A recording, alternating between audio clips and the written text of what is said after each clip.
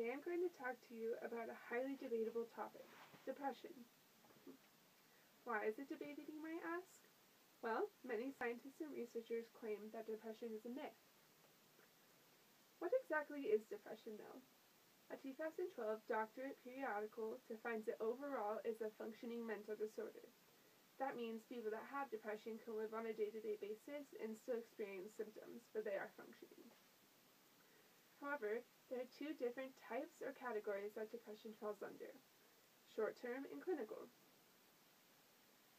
Short-term depression is normal feelings of sadness, generally related to a loss, distress, or life-changing situation, and it usually lasts less than a year.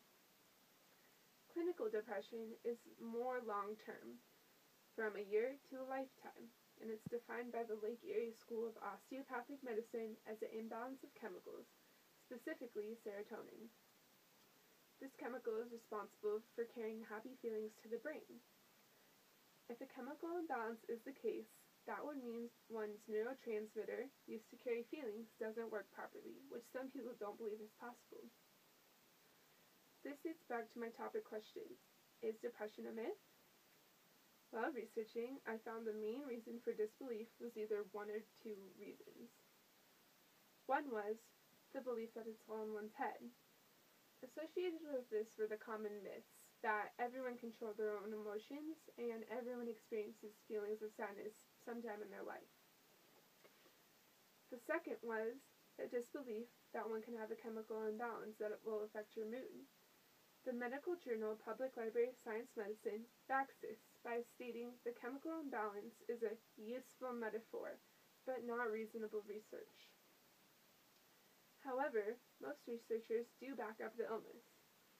Right now, 37% of adults claim to have symptoms or feelings of depression. That's 19 million people total, just in America. What surprised me was that 80% were women, which does make sense because women are more chemically engineered.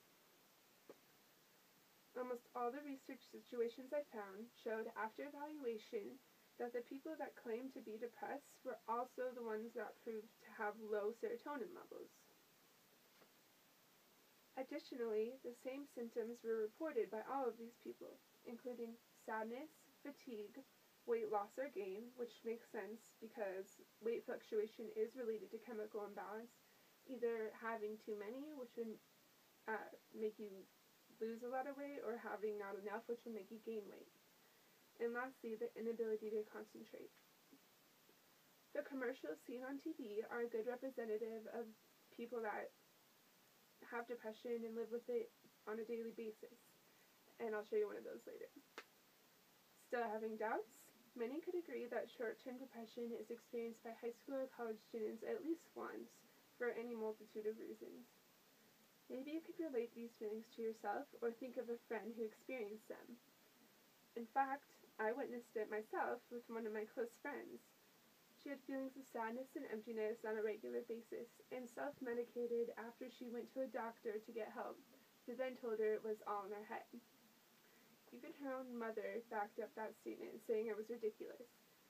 She spiraled downhill until she finally found a doctor that would help her, and after she got on antidepressants, she was completely functional with different behavioral patterns. Depression is real and very serious.